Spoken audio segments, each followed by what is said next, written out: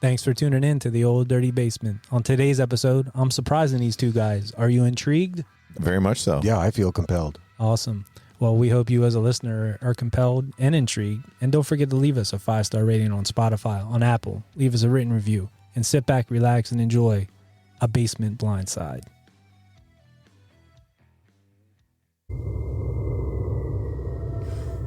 This is the Old Dirty Basement, home to debauchery, madness, murder, and mayhem. A terror-filled train ride deep into the depths of the devil's den. With a little bit of humor, History. And copious consciousness. I'm your announcer, Shallow Throat. Your hosts are Dave, Matt, and Zap. I love you, Matthew McConaughey. All right, all right, all right. hey, this is Dave, Matt. And Zap. And welcome to the Old Dirty Basement. where every week we cover a true crime. Murder. Or compelling story. So sit back. Relax. And comprehend. Hello, everyone, and welcome to a special edition of Old Dirty Basement. I think this is the first time we're doing this on this show. So could you please walk us through what's going on here, Dave? So yeah, this one's going to be called like a basement blindside. So I was talking to you guys and I talked to Zap and Matt about this, about doing an episode where you two have no idea what I'm going to talk about here. You do not know the topic. You do not know anything. And we're going to go through this story and get your reaction as we go, basically. So no prep work on your guys' end or anything like that. Maybe you know the story, maybe you don't. So basement blindside. Basement blind. What do you think, Zap? We shall see. Reminds me of high school. Yeah. It's like a pop quiz. pop quiz. Yeah. Yeah, basically. Yeah. Enlighten us, Dave. What are you talking about today? So let me start this off with what are your guys' feelings on like late night talk radio? Do you listen to any of that? Have you ever listened to that stuff that would come on midnight? There was a phase. I was definitely in a phase, especially when I was for damn sure when I was in college. That was the biggest phase. I would work late, and my drive home, I was listening to talk radio. I was listening to AM 580, and I was listening to whomever was on there, like Michael Savage.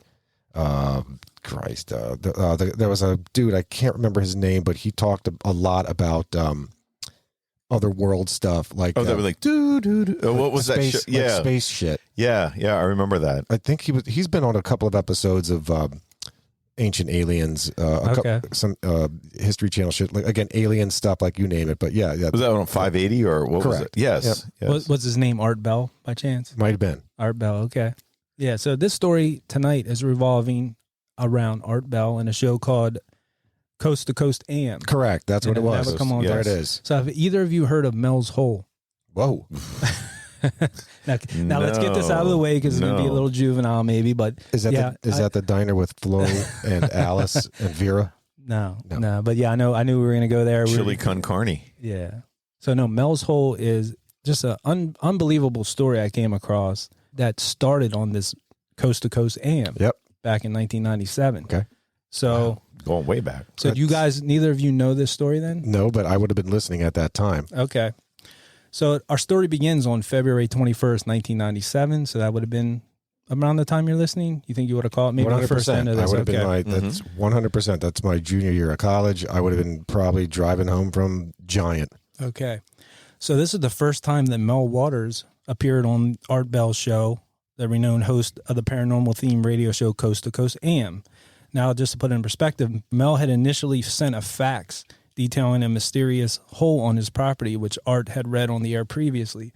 So it's not like this guy called in or anything like that. Actually, he sent the fax, and then Art Bell, the host, reached out to him with a phone call. He's like, I want to hear more. What was it, like a sinkhole type thing or just a hole in his yard? Well, we'll get to that. Okay. It was just, he wrote this, and he read the fax on air.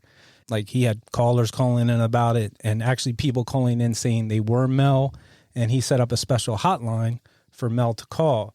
But in reverse, he ended up, I think, calling the number at the top of the fax.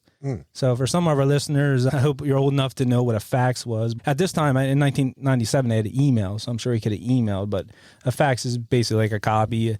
It was like a phone line. You put it in this machine, and it would print out on the other end. But he had sent a fax to Art Bell. He read this on air.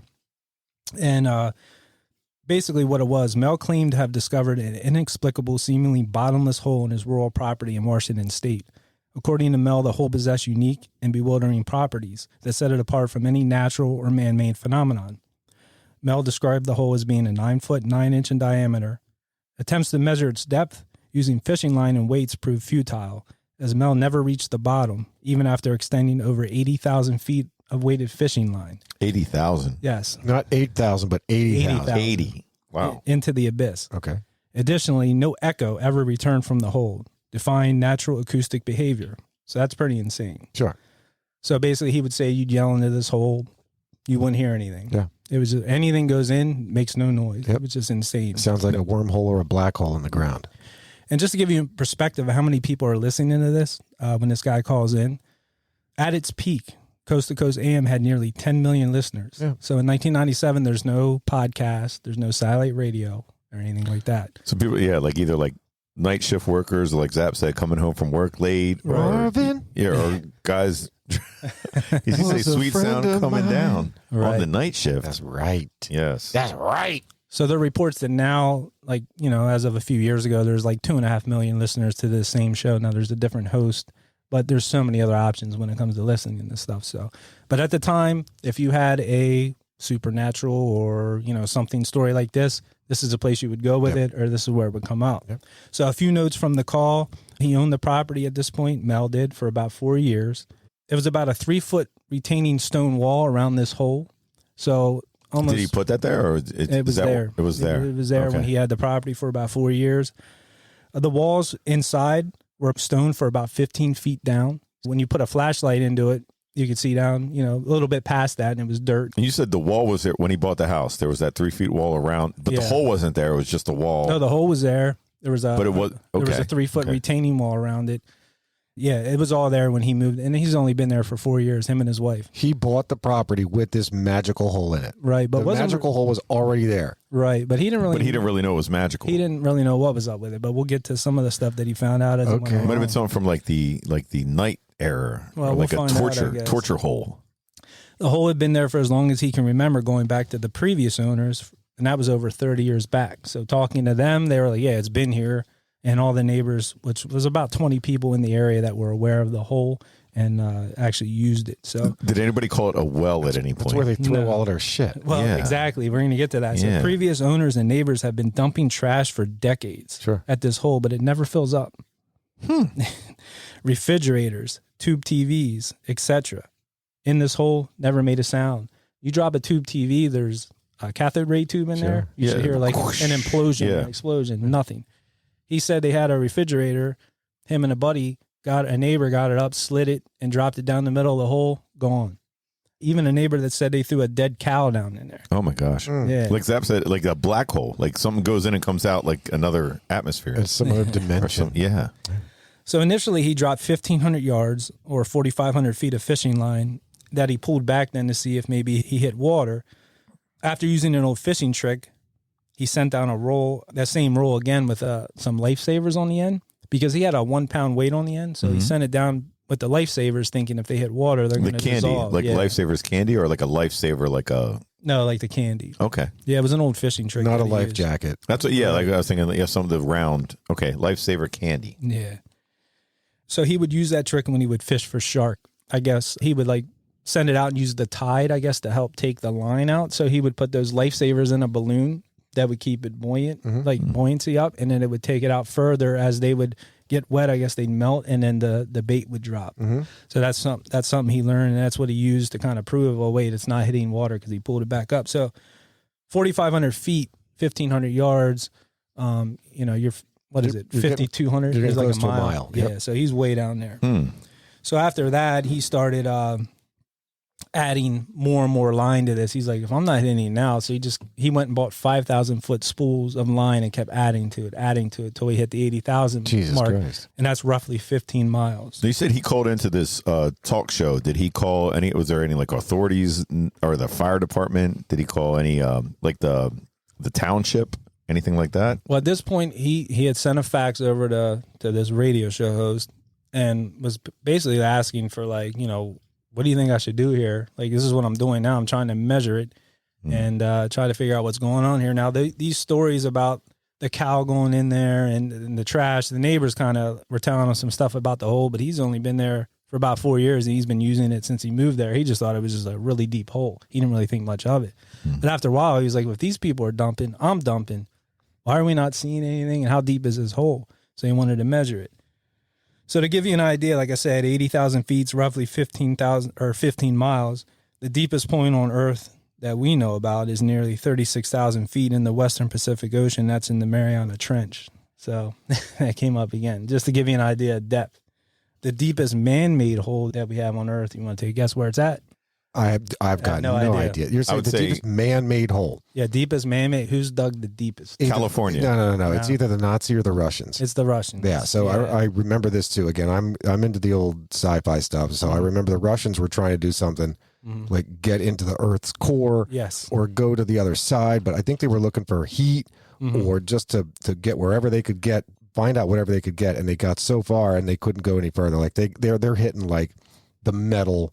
The heat, the core, or just real shitty rocks. That's obviously going to break apart a shittily made Russian drill bit. So they're just trying to drill, hitting stuff. Like keep drilling, nothing's happening. How deep was the Russian hole? So that one's called the Kola Super Deep Borehole. And that was 40,000 feet. Okay, that day, and that 7.5 miles. Yep, 7.5 miles. 40. Now they stopped doing that back in like '94 because they ran out of money, and I guess they were just. But like you said, they made a lot of cool discoveries from that.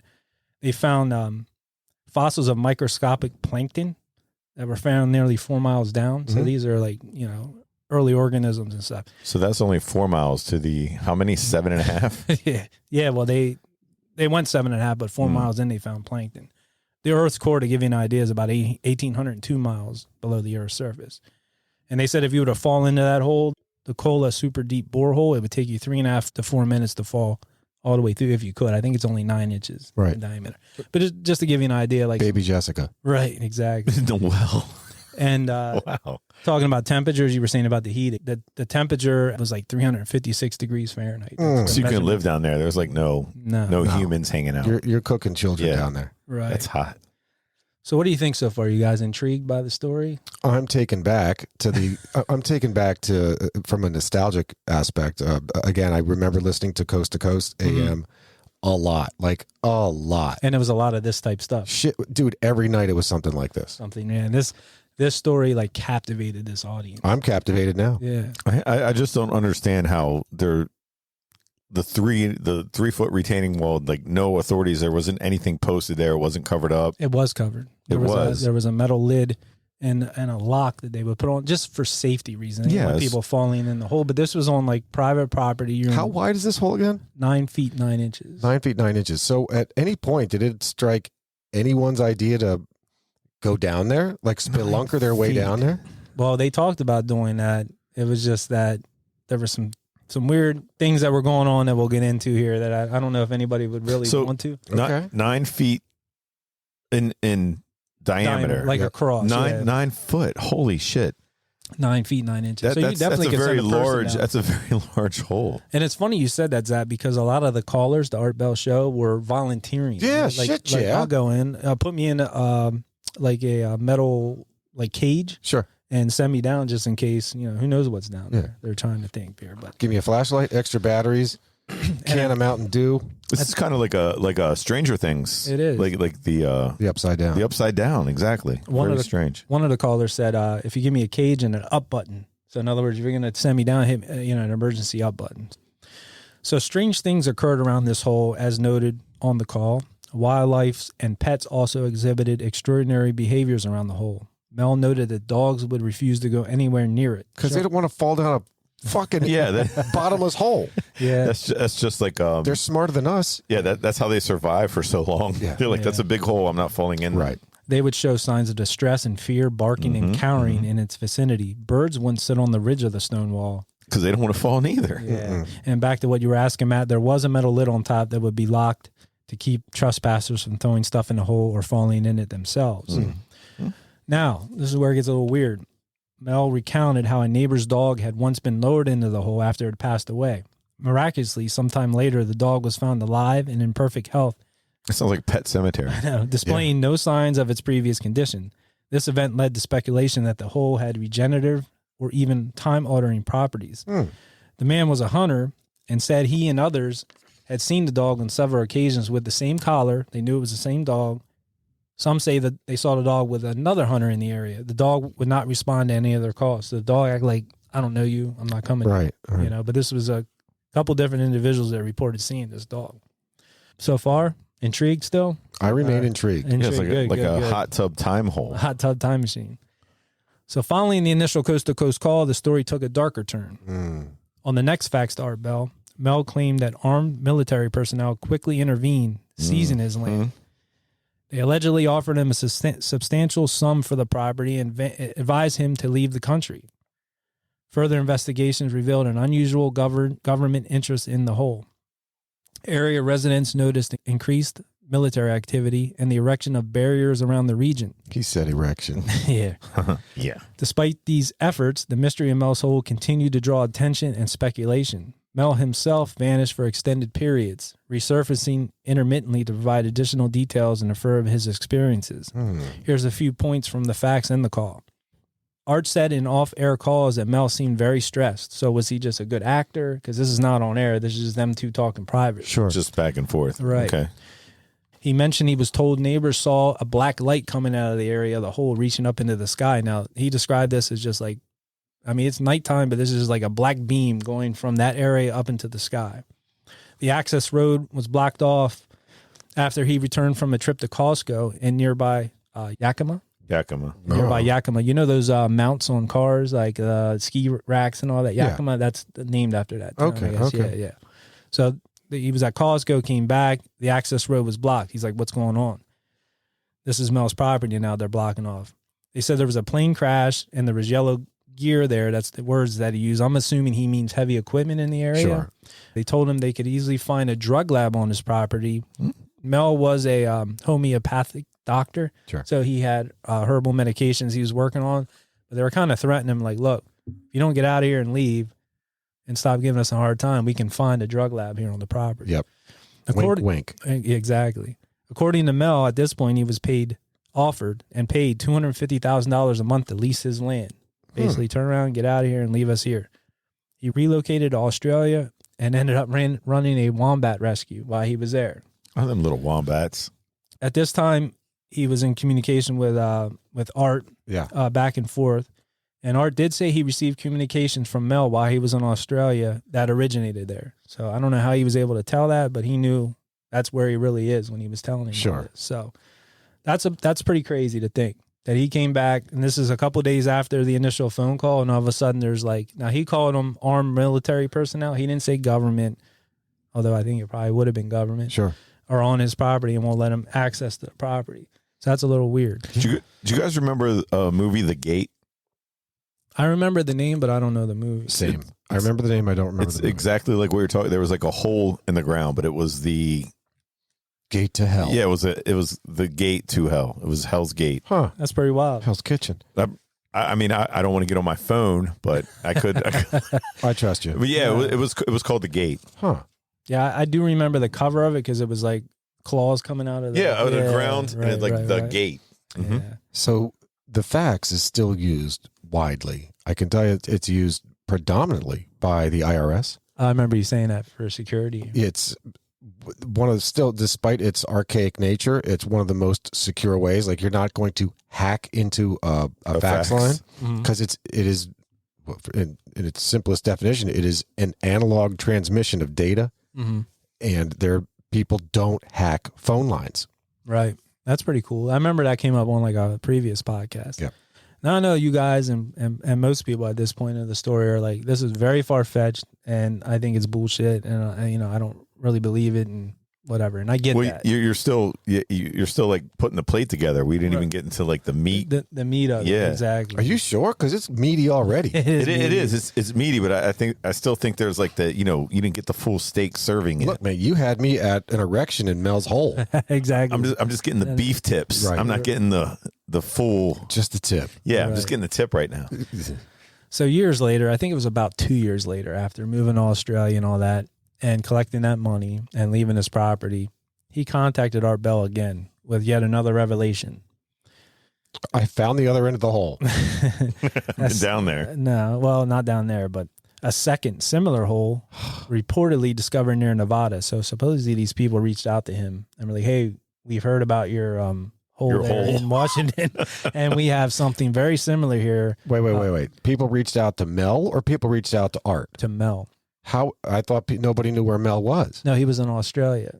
I know that Art knew that. I thought Mel wanted to keep that a secret. No, he didn't want to keep it a secret. He talked about it on air. In that second phone call. So I don't know if these people got a hold of Mel through Art, maybe through the email. I don't really know how it went down, but this hole was associated with equally strange occurrences, from inexplicable healings to time distortions. These new claims further fueled the enigma and solidified Mel's hole as a centerpiece of modern paranormal lore.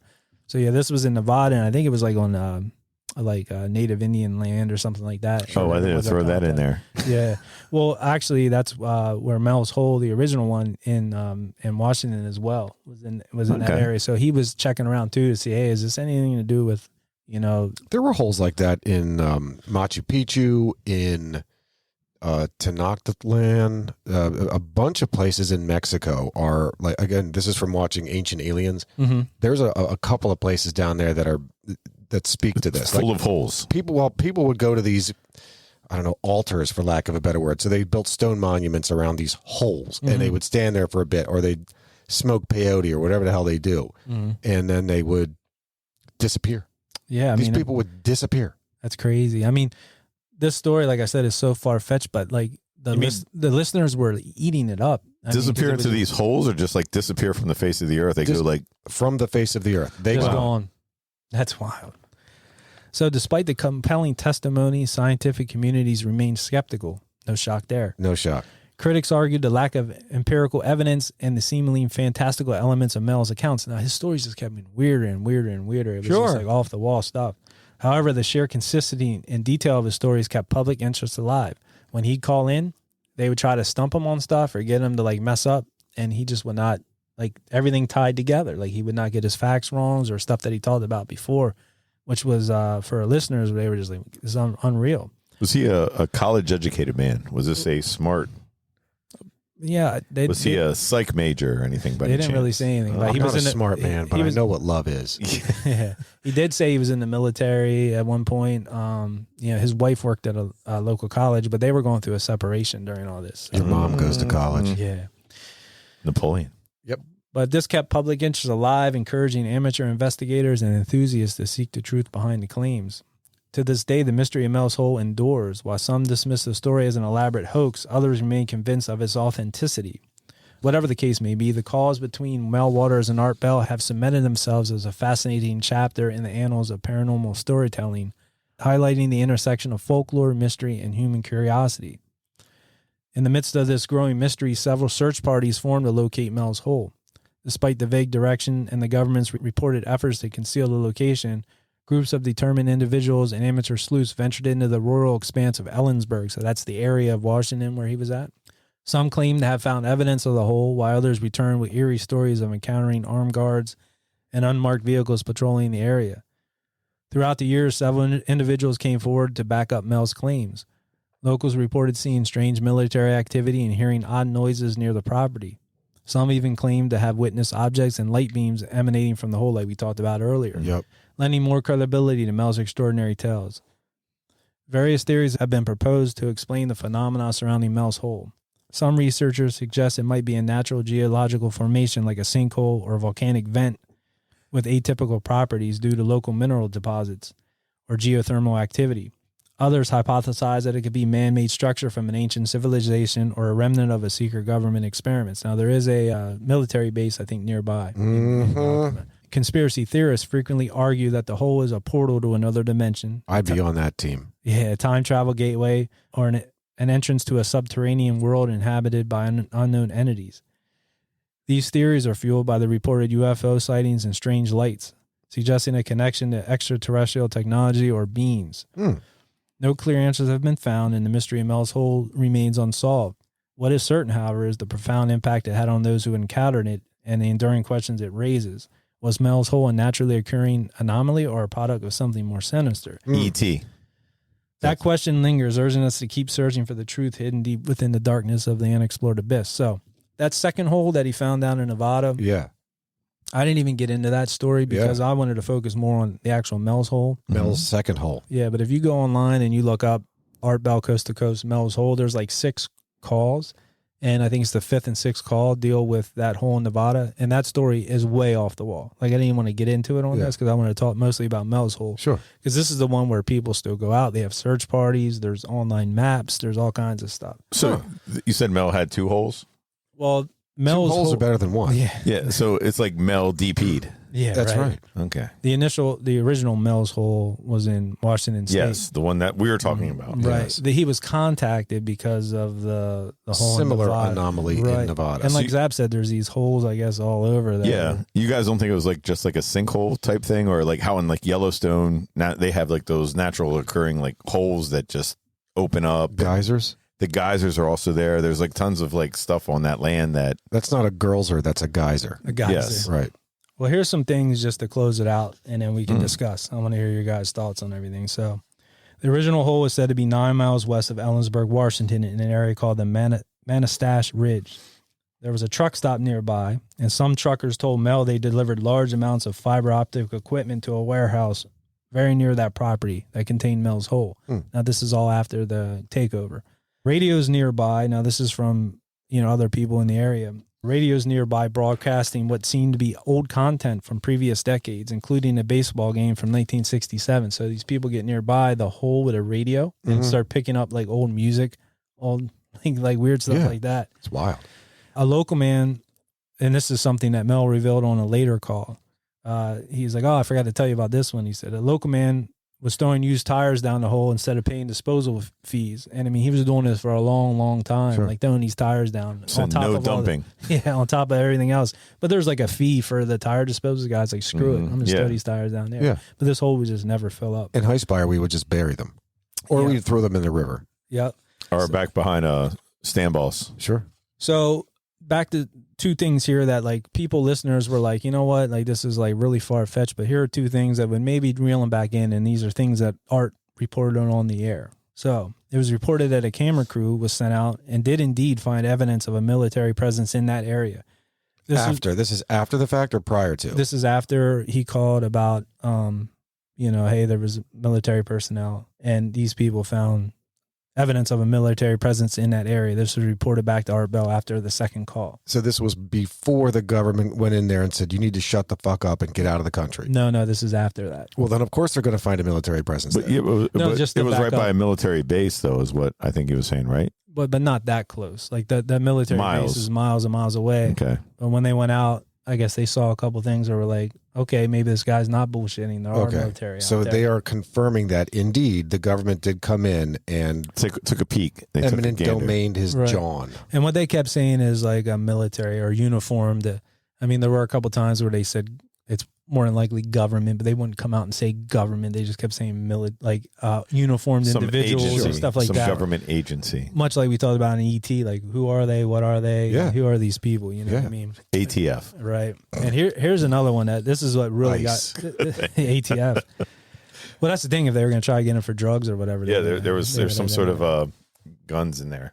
So this is the one that got everybody into a tizzy. And I don't know, and maybe Zap, you're maybe online back then, Matt, I don't know about you. I wasn't. There was a Microsoft site called Terra Server, and this is pre-Google Earth. So Terra Server was basically like satellite images for the public domain. Okay. Okay. Like Google Maps. Yes, exactly. Okay. Think Google Earth. Though, Yeah, or think Google Earth. Okay. So on this Terra server, Mel's former property was blacked out. Now that you could say, oh, somebody went in, or maybe he knew that and base a story on that and all that. But that Terra server website went active, like I think it was 8 months after his initial call. Okay. So why was that area whited out or blacked out, and what was going on there? So that had people going, oh my God, like how would he know that? There's got to be something here, Yeah. And then the thing with the neighbors, like there were times that he'd call in and Art was like, can we talk to a neighbor? Can we do this or that? After that second call, there was military personnel. They gave him hush money, get out of here. And they even said, he said, I'm going to go to the press with this. And they were like, go ahead. They're not going to believe you anyhow. Right. But maybe the neighbors didn't talk because some sort of gag order. So if there's the government in the area, they're like, hey, we're doing stuff up, but we found something, You got to keep quiet. Yeah. Don't talk to anybody. Don't talk to media. It's like when the bad guys from E.T. show up and they set up a medical shop right outside of Elliot's house. Right. Yeah. Yeah. A lot of payoff. Like we talked about a little bit, is that maybe it was a lava tube. So I guess these lava, because there's volcanic activity in that area. Sure, for sure. And those lava tubes can go down pretty far. So there might have been an actual hole on this guy's property, but a lot of this other stuff was embellished. Or maybe it was an old mine shaft. There was no 15 miles seems kind of far for a mine right, shaft. but maybe he was bullshitting on that. You know what I mean? Right. Maybe the Spartans dug it It could from have been. 300, Maybe. and then it would kick people in it. Back to that, there was a neighbor that had told Mel years ago, and this is an elderly neighbor, that there were like stones arranged out around that hole, kind of like a Stonehenge type thing. So now people that looked into it, there was no record of an actual Mel Waters in or around the surrounding area of Ellensburg. So no record of anybody with that name or around that age. And Well, it's something he could make up to call in the radio show. You don't want people to know.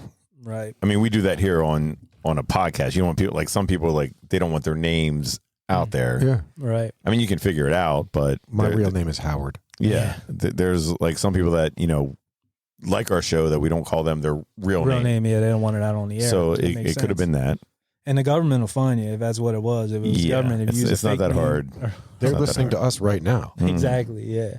But there's stuff that they don't agree with, so they're like, let me keep it out. There's one person actually in charge of listening to our podcast. They're like, I don't like what they're talking about right now, so we're gonna keep an eye on we'll them. shut them down. That's correct. Yeah, that is true. But what's amazing to me is that this story, went on. I think 97 was the first call, and 2002 was the last call that he made. But we are 22 years later, and there's still stories about it. There's YouTube videos about it. There's people that go out search parties and stuff. And really, if they wanted to, let's just say there was actually something there, and they wanted it to disappear, they can make it disappear. Shit, yeah. You know what I mean? So the internet gets scrubbed all the time. Right. You need to know that if you don't, like the internet gets scrubbed daily. Mm-hmm. Daily. So what are your thoughts on it? I say it's entirely possible. I would believe as much as that it's a lava tube, given its location. Mm-hmm. I mean, Washington, you had Mount, what was it? Rainier? Yeah. That Mount Rainier. That blew up. Active volcano, yeah. There you go. I mean, so that's entirely possible. I would, just as much as I would say, sure, maybe it's a black hole, a wormhole, something that takes you to some other distant place. Yeah, I mean, I'm kind of open-minded about stuff like that. I would never say never. I mean, obviously on the surface, you look at it seems like this is probably made up, but maybe some of it's true, but maybe it's totally all true. You know what I mean? I think current civilization needs to wrap its head around the idea that we don't know everything. Everything, yeah. There's a lot of shit we don't know about, so keep an open mind. What do you think, Matt? I agree. Like there's stuff that we don't really know about. Something like this, it sounds like it could have been a sinkhole or a funnel for the volcanoes in that area. Something that, but then I think as something goes on, like they had it covered up, as lore goes on, as people make up their own stories, it turns into whatever your imagination could be. Yeah, I mean, I think no matter what, it was an intriguing story. If the guy was just making a story up, it was a great story. I'm sure for years, like people did dump stuff down there just to get rid of stuff, because everybody has, like, I would get rid of half my garage in there right now if I could find this hole. I feel both intrigued and compelled. Yeah. Well, like I said, if you go online, you can find the phone calls. There was one, like I said, that I totally left out that got crazy. That second hole, I mean, it got really, really far-fetched. I mean, not that this other stuff wasn't kind of far-fetched, but I thought it was a very good story. When a gentleman approached me about it, said, you should do a podcast on this. I'm like, well, I don't know how much is there to actually do like a full podcast. Right. But I thought it'd be something cool to talk about for this kind of like surprise episode. Sure. Surprise. And just bring it up. So I mean, I do believe in multiple universes. Like I think that we've been here on Earth for so long that you can't really have a complete timeline of what went on. But I can see in like us rotating around different parts of this universe, and it could be something like that. To be that open and that easy to find, maybe not. Yeah. But I still think there's something in it. Yeah, it's still a great story. Yeah. I find it's cool. Awesome. Well, would you guys be interested in doing this again? Maybe one of you guys come out. Shit, yeah. Yeah, I dug it. Because, we really knew. I knew nothing. I knew nothing about this. Mel's hole. Mel's hole. Yeah. Well, listeners, we hope you enjoyed it. If you did, let us know about it. Let us know if you like this. Hear another one down the road is something like a little change of pace. It would ease up some of our workloads. Each one, then, somebody takes a break. Two of us take a break. The other one researches, like Zap usually has to do for most of the podcast. But it gives you guys two of us a break, and we come in and just kind of sit back and listen. So we hope you guys enjoyed it. You guys got anything else? No, I will take this opportunity to thank you for the break. It was relaxing and wonderful and enjoyable, and such a great, compelling story. Yes, compelling. It was cool. It was fun to hear. It's completely different for us because we usually come in with papers and prepared, and this was just something to listen to and enjoy. Yeah, actually, I enjoyed it. It was like I was listening to the podcast, but Dave it was like Dave's podcast. Oh, thank you. I liked it. I'm going to dig into this one for real. Yeah, definitely check it out. Yeah, I'm going to take a gander. And I urge you listeners to go out and listen to those other parts. Like I said, it would have just been so much to get into on the podcast tonight, but there's definitely some stuff in there that you'll probably enjoy if you enjoyed this. So, don't forget to find us on Facebook and Instagram at Old Dirty Basement, on TikTok at Old Dirty Basement Podcast. And I guess that's it for now. So we'll catch you where? On the flip side. If we don't see you sooner, we'll see you later. Peace. Thanks for hanging out in the Old Dirty Basement. If you dig our theme music like we do, check out the Tsunami Experiment. Find them on Facebook. Their music is available streaming on Spotify and Apple, and where great music is available. You can find us at Old Dirty Basement on Facebook and Instagram, and at Old Dirty Basement Podcast on TikTok. Peace. We Audi 5000.